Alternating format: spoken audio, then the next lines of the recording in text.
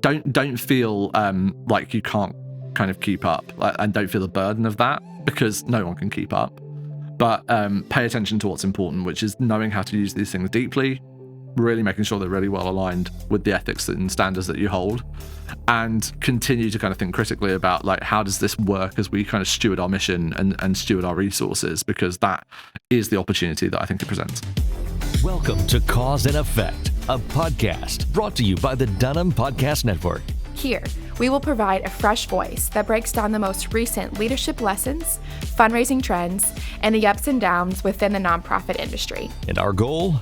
Increasing your effectiveness for more impact. Welcome to this episode of the Cause and Effect podcast. I'm Trent Dunham, President and CEO of Dunham+Company, and today with us we have the head of innovation at Dunham+Company, the newly minted head of innovation at Dunham+Company, James Poulter, casually known as JP for all of our friends here. Thanks for joining us today, and thanks for being across the pond. Yeah, glad to be here again. I mean, I'm here. I feel like I'm here almost as much as I'm at home, but which is kind of wild. So, for context, for people who haven't seen or heard of you or from you yet, just give maybe a little bio background, high level, and then kind of where you reside and what your role is at Dunham now. Yeah, I've spent most of my career working in the intersection between technology and communications. Firstly, in social media for about 10 years, working in commercial advertising agencies in the UK. I then led the emerging technology team at the Lego Group for a number of years, working on building a social network for kids, and then looking at experimenting with all different types of AI technology, blockchain, Web3, any buzzword you could think of. That was my thing for a few years.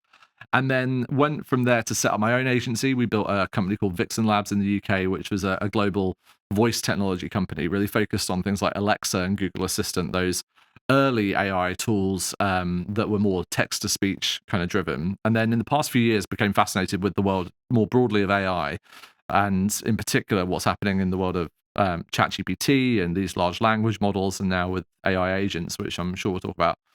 And been partnered with Dunham for a couple of years doing a variety of different smaller things, and then glad to join the team at the start of the year to help lead out on some of our thinking around innovation, both internally here and then also helping clients as well. Yeah, that's good. And you are London based. I am indeed. Yeah. So that's not Dallas. No, that's not Dallas. It's a very different place. Yeah. Lots of shared common language. That's right. Divided across many other things. Mostly a shared common language. Mostly, yeah. Yes, that's good. And we always enjoy having you across.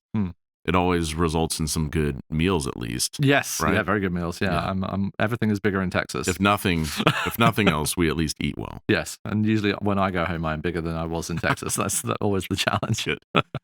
That's good. Well, today I wanted to just take a step back. One of the values that we have in the codified 10 tenets that we call the Dunham Way are just things that we're committed to and focused on, is one that we're just committed to innovation. Yeah. And so obviously that coincides with your role fairly well, since that is in your title. Yes. And for the benefit of our viewers and listeners, wanted to just take time and say, what are you focused on? Like, what are the things, as you're just doing your job day to day, working in the ministry space with your experience and expertise, like, what are one or two of the things at the top of your list right now that you're spending more time than usual on? I mean, I've spent the past 3 weeks, at least, talking to a lobster. I don't know what that means. It frightens me a little bit. Yeah. Or maybe it's something called OpenClaw, which is this AI technology that came out about a month ago now as we record, which is a way of installing some agentic AI tools. And what I mean by agentic being a thing that can do some things on its own. That tool onto a Mac Mini that's currently sitting in my home office a few thousand kilometers away from here. And it has access to the internet. It can run the computer that it is on, and I can talk to it. I can talk to it through Telegram. I can send it a message. And when I send it a message, it will do basically anything I ask it to do that it can on that computer, whether that's browse the web, whether it's install some software, whether it's just give me the latest news or weather. And it's based on this technology called OpenClaw, hence the lobster reference. It's got a little like lobster icon. I've lovingly renamed it Jarvis, actually, because of my just general desire to merge into Tony Stark over the years to come. That's good. Yeah, maybe not so much on the kind of like the weapons development side of things, but everything else, I'm here for it. Go full Avenger. And so I've been talking to this thing, and it's been doing some amazing stuff. It can write me PowerPoint decks, fully branded. It can create video of me using a video avatar that I recorded, and it can do my emails for me and manage my calendar. And the potential of what that means for all of us is that goes from being something that you need a bit of technical expertise and a bit of persistence to kind of deal with, to becoming something that anybody will be able to do in short order. I mean, probably by the time that even this comes out, there will be 3 or 4 more announcements around this technology that's going to make it easier for almost anybody to do. Yeah. That is the thing that I'm most interested by at the minute, because we're going from the conversational AI age, which I broadly characterize as you talk to a thing and then you go and do the work, to the agentic age where you talk to a thing and it goes and does the work for you.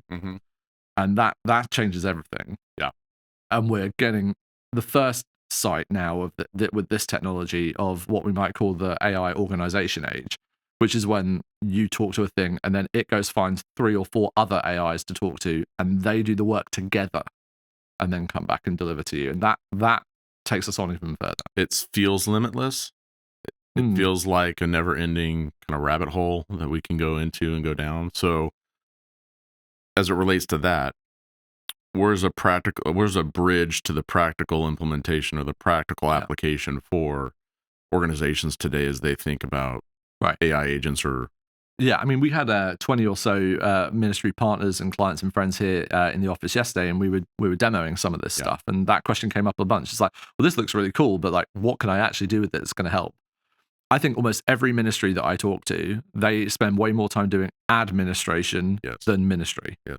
And I think this is where both we have an opportunity to be really good stewards of our time and God's resources and this technology, to actually allow us to do more of what our mission actually is. Yeah.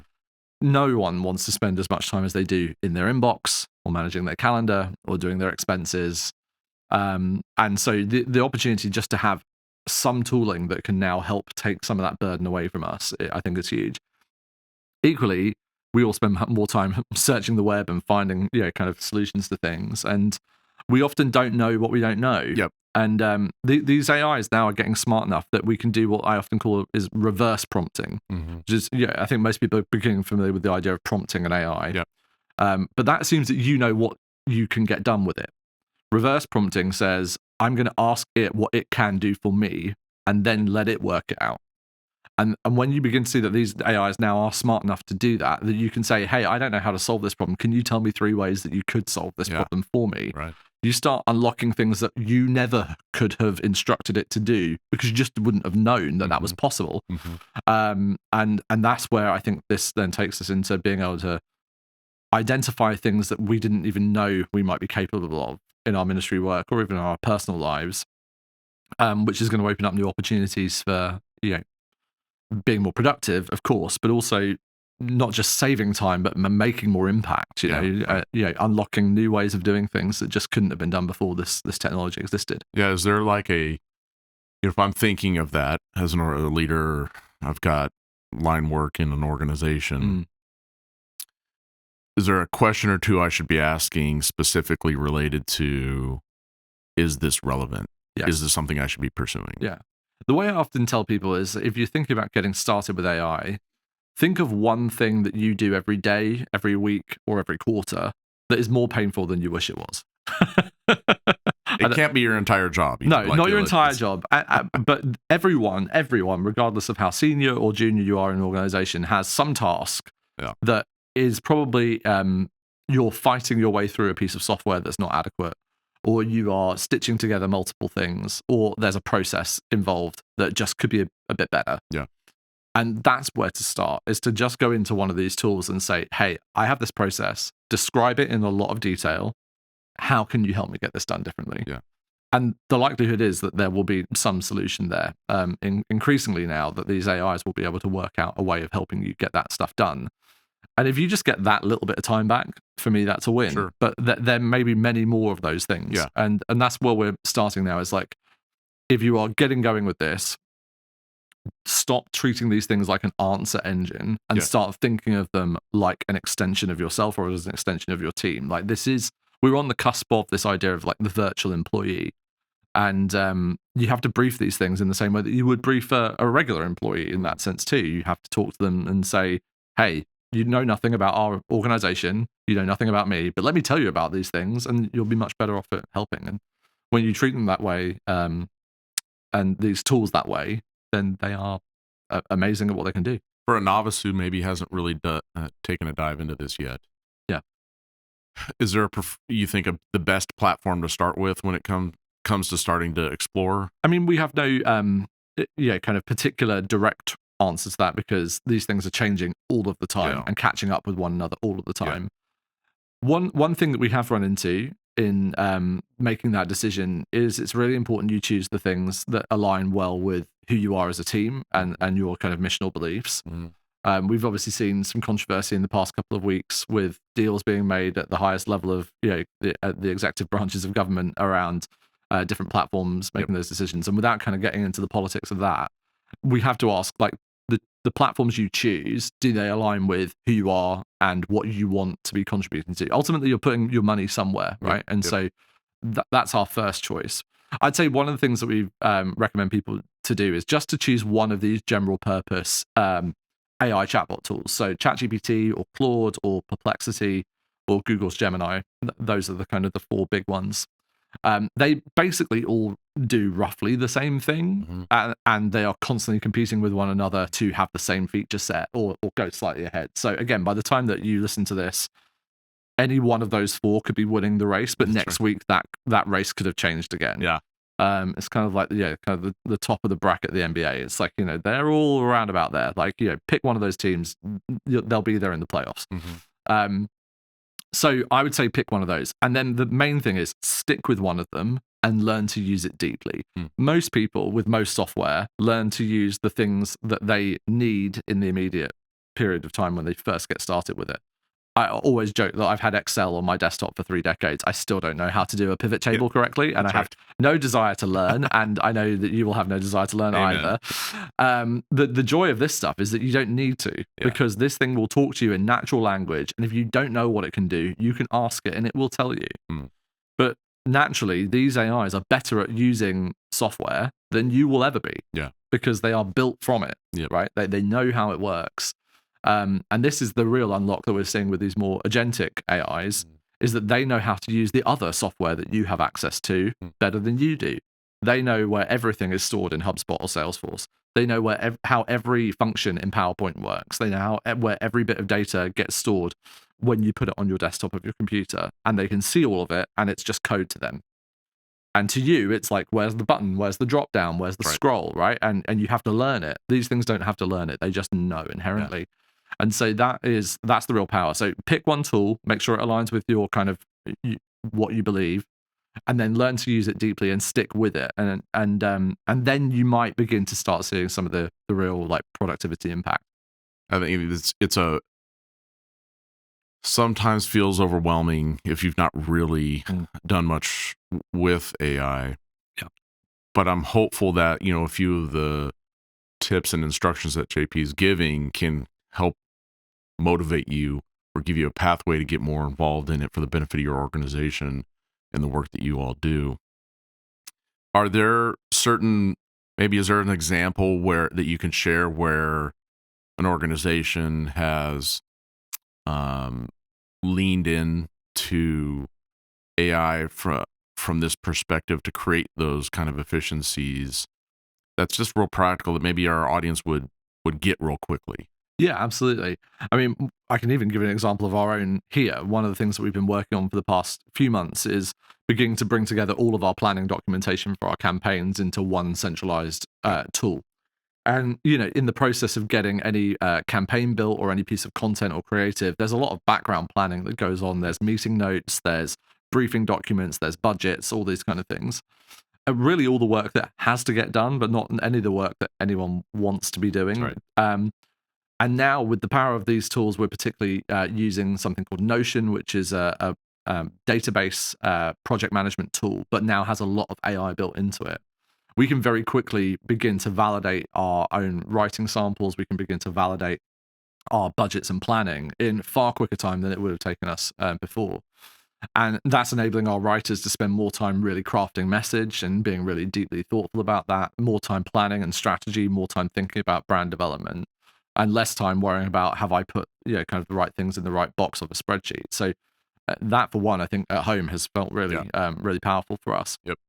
In the ministry context, we're seeing that increasingly our partners are beginning to leverage some of these AI video tools now, so that any piece of written content that you've ever had can quickly become a video. I was showing you last night at dinner an example of like I can now create a video of myself saying just about anything using an AI avatar that I personally have control over, that is secure, owned by me. It's not going to be out there deep faking me, at least I certainly hope not, kind of anywhere on the internet. But now you can move what was written content into visual content, what was visual content back into written content. If you've got a sermon transcript, you can now have a 7-day reading plan written in a matter of hours. And so these tools, their ability to move across formats and also across languages, right? That same avatar that I showed you yesterday, maybe we can create a clip and put it in the edit. It can speak Spanish, it can speak Portuguese, I can have it do whatever. I don't speak any of those languages. I'm a humble Brit. None of us get taught how to do any other languages at home, I'm afraid. And although this is how this language should sound. So, that just unlocks things that just were just completely out of scope. And I'm sure many ministries have been doing a lot of money in translation over the years. But you wouldn't have necessarily translated everything. Yeah. And now you really can make every message that you create available to every tribe and tongue. And I think that's just a huge advantage. Where's it all going? Like, where are we on the timeline? Give us some context for if I don't get involved or engaged, how far and how quickly am I going to get left behind? I mean, there are two schools of thought to the timeline. Some would say that we are still very much at the beginning of the beginning, and this stuff is a long way to run. They often use quote of like, "This is the worst this technology is ever going to be," and that's true in one sense. We are, though, already quite far along in terms of people adopting these tools. By most studies that I look at, somewhere in the region of half of all Americans have tried these tools in some way. Yeah. Now, how many people have tried going to the gym versus how many people are actually fit? Yes. Different things, right? Yes, so they are. I think for most people watching this, I'm going to hazard a guess that if I asked you, have you used ChatGPT or Gemini or something like that in the past month, you probably would say yes. The reality is that it's not about giving people access to the tool, like giving people the pass to the gym. Yeah.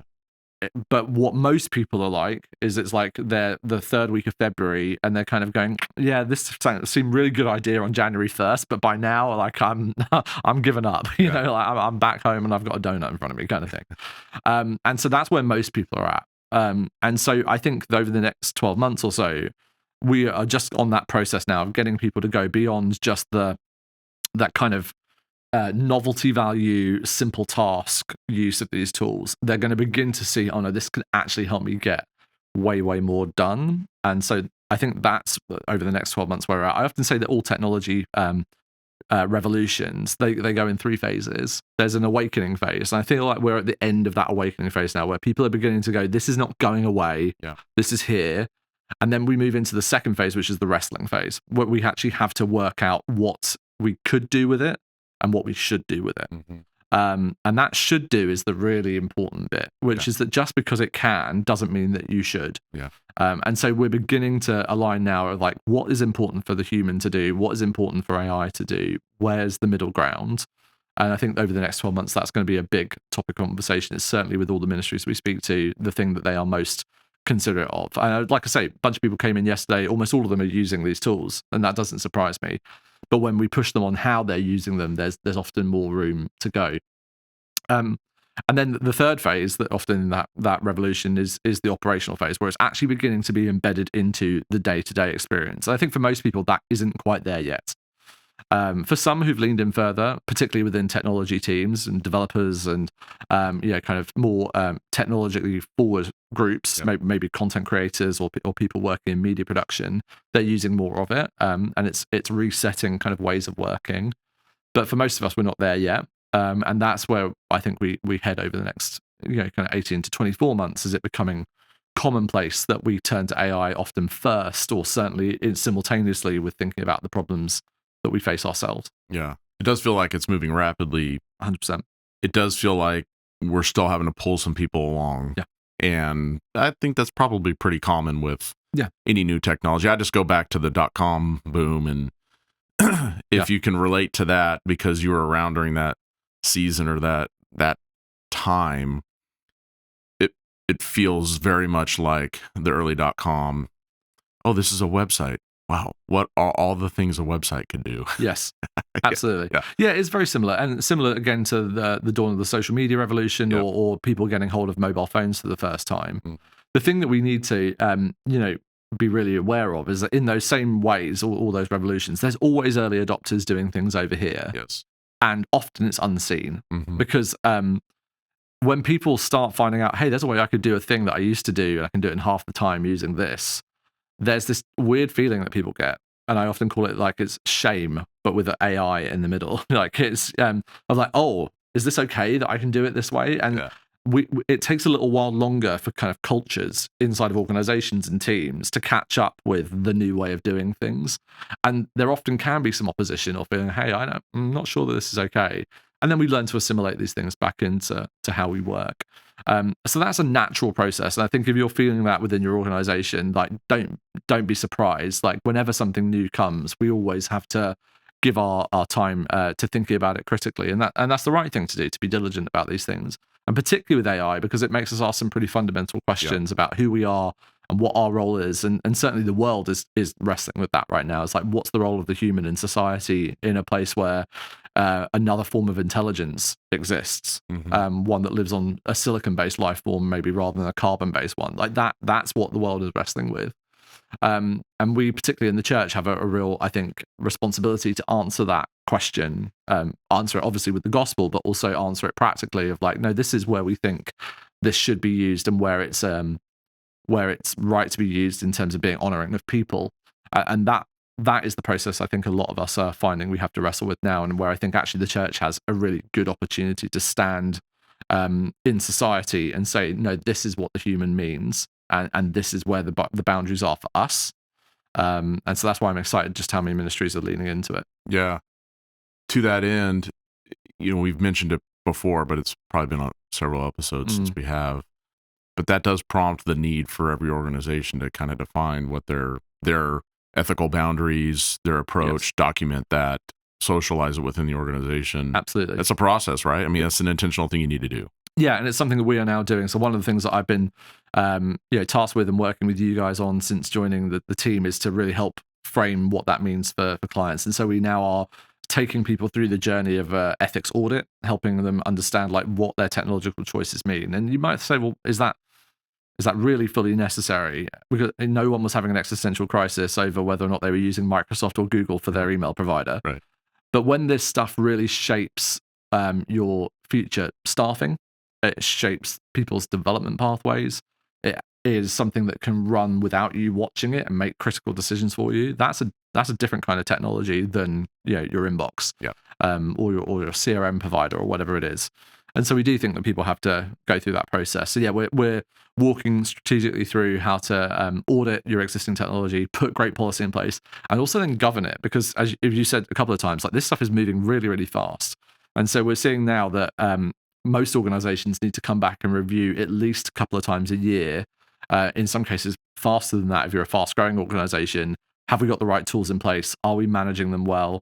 Are we tracking what prompts we're using? Have we rebuilt new processes? Because the features that are being developed by these leading labs now are transforming the way we get things done. And standard operating procedure don't stay standard very long. That's right. And so that governance process is also something we want to help teams get set up with properly. And by proxy, you have to be aware of the tools that so you mentioned CRM. Yeah. Is the CRM is their approach to ethics around AI or the way they deploy AI consistent with your organization's values, I'm sure et cetera? it was those of us that may have joined at Summit or our other kind of client events will have heard me say before is that AI is coming through the front door, the side door, and the back door all at the same time. The front door is obvious, right? You go and buy a license to ChatGPT. Yeah. You can track that. But the side door is a little bit harder because all of the existing tools that you already have are adding AI all over the place, and they may not be aligned with that choice. but it's also coming through the back door as well, which is that even if you haven't bought it for the team, I bet you that there is someone in your organization that is off the side of the desk using Claude or ChatGPT to get something done. And it's very similar to, kind of 15 years ago when smartphones first started coming into the organization. We had this whole bring your own device kind of thing that we had to face. And it's now a bit like bring your own AI is also a problem, or like shadow AI is often the term that's used, because the allure of a thing that can get a thing done quicker is obviously pretty strong to most people.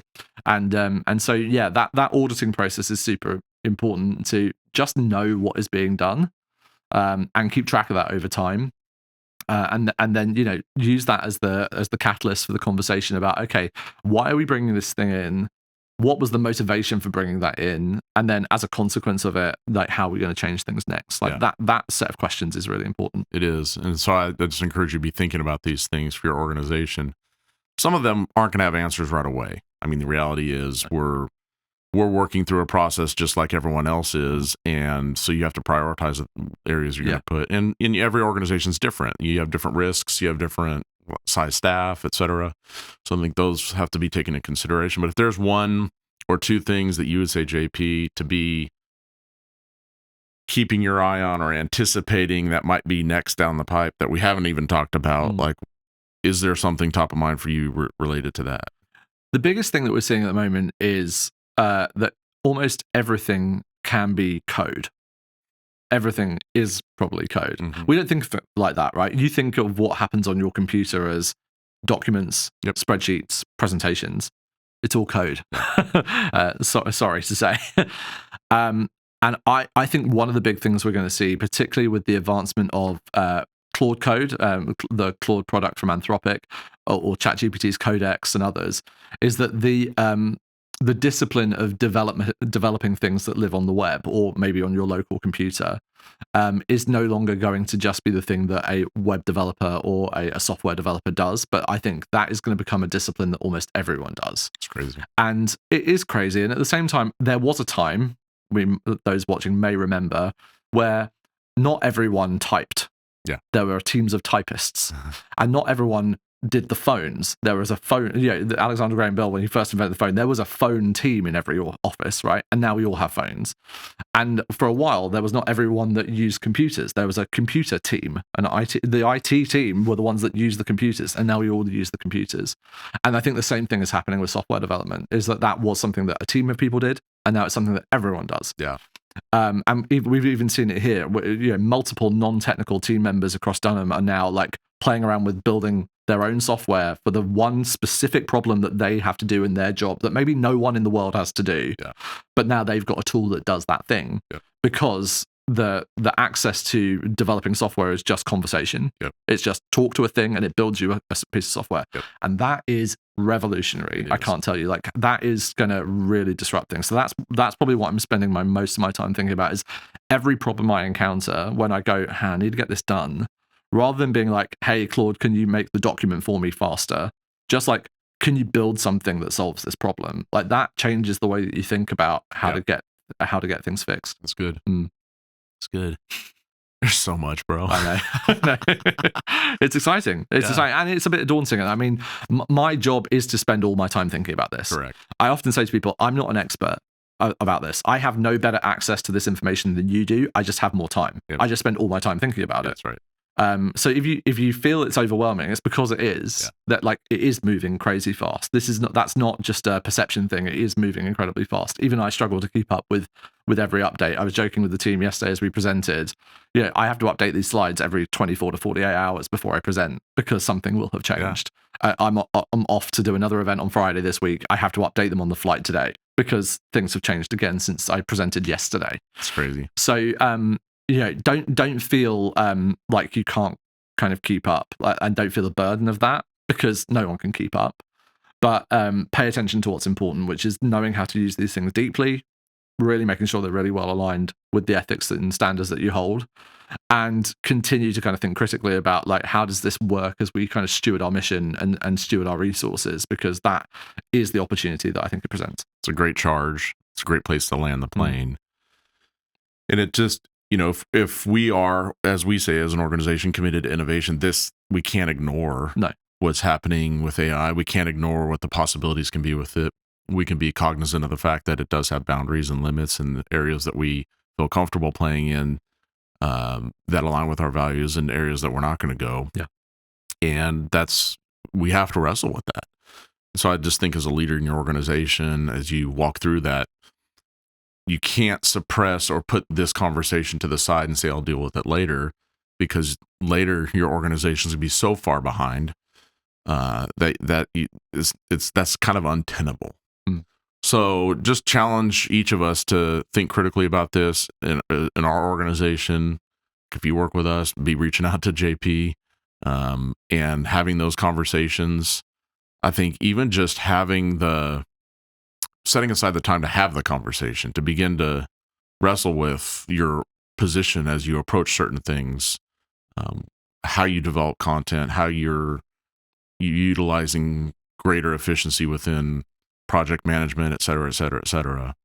To have that kind of be a conversation that's happening within the organization is healthy. It shows that maybe you don't have all the answers, but you're wrestling with it. You want the team to be engaged with it. You're not ignoring it, and at least making some kind of progress towards what the new normal might be for your organization. And to your point, that new normal is going to continue to change. Yeah, it's be a new normal. Yeah, and then a new normal, and on and on and on. On and on. Exactly. Yeah, these things are always going to keep moving, and it's not about feeling left behind. It's just making sure that this is now part of the conversation inside of every organization. Yeah, that's good. Good, man. Well, thanks for being here today. Hey, thank you. Thanks for all you continue to do and lean in on, and all that you're out there researching and playing with, so that we can all benefit from that for the purposes of kingdom advancement. We're really grateful for that. And thank you for joining us today on the Cause and Effect podcast. Join us again next time. And thanks for listening to the Cause and Effect podcast, a resource developed by Dunham+Company. We'll be back in 2 weeks with a new episode. In the meantime, do us a favor. If you like this content, subscribe, share us with a friend, leave us a review on your podcast provider, and follow us on Instagram and Facebook at Dunham+Company to help us spread the word. Thanks again, and join us next time as we work together towards increased effectiveness for more impact.